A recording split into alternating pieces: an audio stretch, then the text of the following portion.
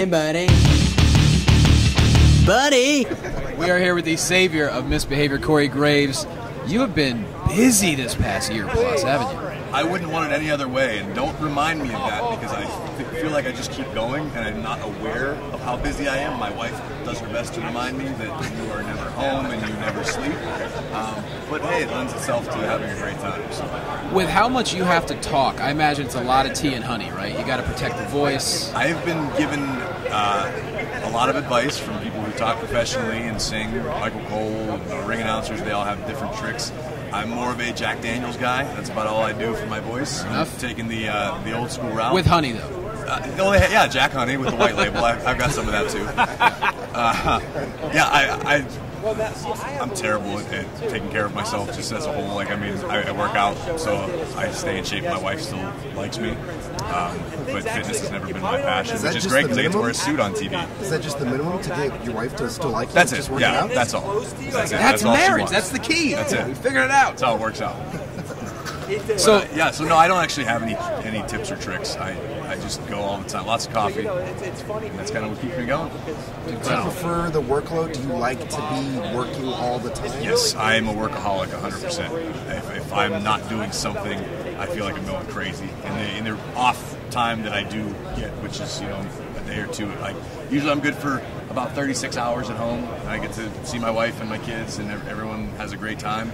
And then I just start going stir crazy because I feel like I can be creating or working on things. The thing about WWE is it's such a big machine; it never stops. Literally 24 hours a day, there's something happening. I can go. I moved to Connecticut last year to be close to the TV studio. If I'm off on a day and I feel like going into the studio and sitting down with the producers and we'll start putting things together, it's a good creative outlet. So I need to be busy all the time, otherwise I go crazy. I'm gonna get myself in trouble. You're in luck, I feel, then, because you couldn't have had a busier year overall. Yeah, well, don't say that. Because hopefully I can, I'm going to call Raw and SmackDown. Don't tell anybody. That's my new goal. You're not getting up the entire WrestleMania. Yeah, it'd be easier that way. I'm calling a lot of it. You'll find a way to put another chair at that SmackDown announce table. Yeah, let's have 37 people there. Why not? I like it. We should have an entire roster at the announce table. Now, one thing, I do color and play-by-play, and one thing I've noticed with you that I've always wanted to tell you if I met you is that when you do commentary, it's clear you put the work in. I mean, whether it's a catchphrase or whether it's analysis. I mean, some people just wing it, but you mentioned you're always putting work in, and it really shows. And I appreciate the compliment. I am actually sort of known for not preparing much. What? Which is good. I'm not. I don't like to prepare because I feel like I'm sort of naturally witty. And that's when I'm funny. If you try to prepare something, if I go, I have this great line, aside from something like an insult for Enzo, which I will actually put work in, because I need like a bag of those. But no, most of it's reactionary, but I'll tell you what it is that lends itself is me being that busy. I am so engulfed in everything WWE 24 hours a day. I don't have time to slow down or get out of practice. I don't forget stories. And I'm not trying to put myself over. That's just, I'm so surrounded by it all the time. It's like breathing air. It's just what you do. I know WWE. I know what happened and what this guy's doing and his thing. And I try to just put my own little flavor on things, from outside influences. I try to make a lot of like rock and roll references and things, just stuff that entertains me. Just like Morrow makes the hip hop references that no one knows what he's talking about. Which, it's nothing weirder than the almost 50-year-old man making hip hop references. It's very strange to me, but hey. Don't worry, Johnny's going to get there too. Yeah, I'm working on it. Good. No, you've had so many great one-liners. I think my favorite one this past year is when you told Byron to go feed Tammy his stomach.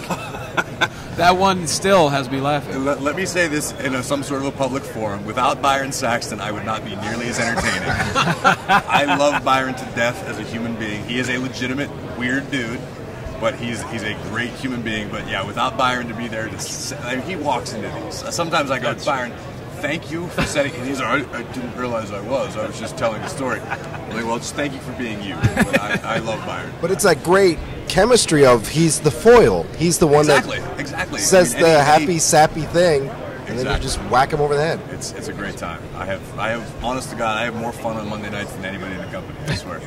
You guys really do have an odd couple kind of relationship, because he is like the eternal optimist, and you're you. And so it's just kind of... And the cool thing is, neither of them are really that over the top character-wise. Like, Byron is a, honest to God, sweetheart of a man, to the point where he's bizarre these days. Like he probably would have fit in like 1955. Right. Him and Gordon Solie. Yeah, he was like Ward Cleaver. It's Happy Days. It is. You're the Fonz. I'm the Fonz. And I just jumped the shark just now. I used that reference on Monday, and I went, "Oh God, I'm slipping." The shark reference. I was like, I don't even think people understand what that means. Say nuke the fridge. Nuke the fridge. Right, maybe that could be it. Yeah. Let's do it. Well, he's coming to his own too, though. I think he's grown so much. Is that Byron? Yeah. Oh, absolutely. And it's truly a team on any of the commentary teams, and it takes time to develop chemistry. Like, you guys work together, and I'm sure the first time you sat down at the table, you weren't like, "Oh, we got magic." We still don't. No, this is the first time, and we're trying it out right now, and it is rough. Yeah, it takes time, and I was always a big believer when I start working with somebody new to get to know them socially, like outside of the confines of work. And when Tom Phillips and I started working together at NXT, we'd call a 4-hour TV taping, and then go sit down at the bar and go, "All right, what can we do differently? What do we?" And then I get to know him as a guy, what makes him tick, and what he likes. So every once in a while, I use it against him. They're like, "Oh, I know this actually bothers you, so I'm gonna throw this at you." Poke the bear. Yeah, chemistry is so important, and Cole's actually been there, even though we've only been working on TV for 6 to 8 months. He is kind of responsible for me coming into the fold as an announcer. Way back in New Orleans, and he means the world to me. And everybody. And Byron, like I said, just being with Byron all the time. I won't ride with him though. Byron Saxton's impossible to travel with. Really? Yeah, why is let that? that be known. Byron, it's kind weird of habits? widely accepted. Yeah, he's a very strange guy. Usually, WWE wrestler etiquette is basically get to the next town as fast as you can, as long as it's safe and no one gets arrested. Right. Byron will just take the scenic route everywhere. It takes Byron 8 hours to make a 4-hour drive. Like, Byron, what time did you get in? Oh, I got in at 4 a.m. It's like, we were asleep for 3 hours by that point. What were you doing? He's like, I just stopped at Walmart. And I had to do... Just soaking it in. Yeah, I want to take PCH all the way up. He likes to visit.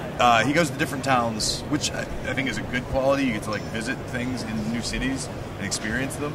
But Byron finds the weirdest, not cool weird. I dig cool, off the beaten path weird stuff in new cities. Like giant ball of yarn. Yeah. No, Byron's farms. I forget where we were. He was like, I'm going to the Hat Museum tomorrow, and I said.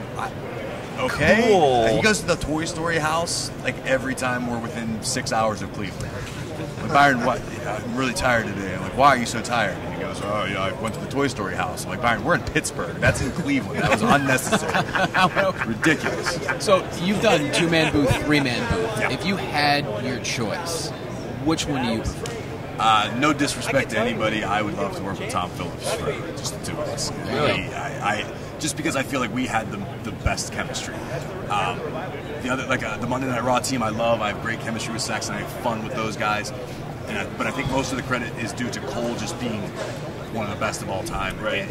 You could put a chimpanzee out there, and Cole could guide him through a decent show. They might have tried that at one point. Hey, there's luck for you, Johnny. I'm working on it. Yep. But yeah, I think.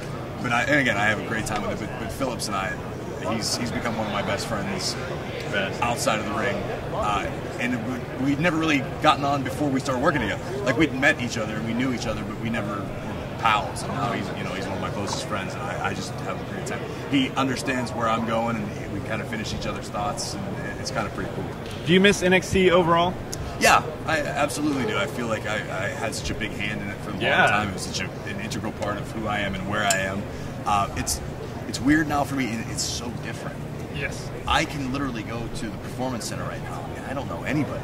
Wow. They cleaned house. Everybody moved up. It's kind of weird. Yeah. Considering I was there when the place was built. I have a photo of me holding a sledgehammer. That's broke awesome. the ground on the place. It's been that long. Wow. And then I have the guys. Even this morning, I got to see the DIY guys for the first time in I think since San Antonio. Oh my God! It's just weird. There's a weird hole in my life. Luckily, I filled it with other WWE projects, so I'm not any less busy. Yeah. But I miss NXT. I was talking to my wife last night. I think we're gonna make a stop at Takeover tomorrow night, just because I'm like, man, this is gonna be the first Takeover I haven't done since I started doing commentary. Wow. Well, go to the Toy Story house first, though. Right. Well, no, Byron will be. He's actually there right now. He's like, oh, I can get there. He lives in Orlando. He took a detour through Cleveland to go there. So they got a good Walmart there. Yeah. Has it sunk in yet? You're calling WrestleMania. Yeah, I was just talking to. I think that it's starting to sink in because every one of these interviews I've done, they've brought that up to me, and I go, yeah, I've kind of been not trying to think about that because the magnitude of it's kind of overwhelming. Yeah, imagine. It's WrestleMania, but I got to call the Royal Rumble, which I remember being really excited about, and I got to work with King, which was a thrill. But again, I kind of had to tell myself, like, I do this all the time. This is my job. It's not any different. I'm still calling WWE. Once you're focused on the monitor, the rest of the world is kind of you kind of get lost, you know. In that stadium, though. Yeah, it's going to be. I'm excited. I'm not nervous. I cannot like. Great. This is the good nerves, you know what I mean? Because the stuff that we say is probably going to live forever. You know what I mean? This is a chance to have like the soundtrack and some really cool moments. But yeah, it's the same thing I told myself when I started Raw. My first night on Monday Night Raw, for the first like 30, 45 minutes, I was a little tentative. Yeah. I got in, I did what I did, and it just clicked. I went, I've been doing this for 2 years. Right. Let's go. And I just started running, and I haven't looked back since. So. Now, are they going to be alternating announcer teams? To the best of my knowledge, yeah. We don't have at least the get a break during lineup. the 4-hour show. Yeah, it's still going to be a long night. A shot of whiskey in between. Yeah, no, that's I got to wait till after the fact. Oh, I see. There will be after the fact. But yeah, it's going to be a long day. There's a lot going on. I mean, the kickoff show starts at 5 p.m. Yeah. So you figure we're probably in the neighborhood of 6 hours by the time everything happens, and it's going to be a long, long night. But sunscreen, lots of sunscreen. You know what I'm most terrified about? I'm going to be sitting ringside, and I think it's supposed to be in the mid 80s in a tuxedo. Tuxedos are not conducive to body temperature regulation. Better get a seersucker. Yeah. Stay hydrated. Yeah, seersucker. Then I need the whiskey. Yes, exactly. It all comes with it. This is why JBL has a hat. This is why King has a crown. Right. You know, now you see. I need to figure that out. I need to figure out how to get an endorsement. A sun hat. One of those big sun hats. That seems your style for sure. Well, congratulations to you. I mean, you took an opportunity a couple years ago, and you just completely ran with it. And it's really fun to listen to you every week. Thank you, man. I appreciate it. I just made the best of a crazy situation, and I think in a weird way it made it worked out better than had things gone according to plan. So, well, awesome. Thank you so much. Thank you guys for having me, man. Enjoy Access in this week. It's insane. No doubt. We'll do it.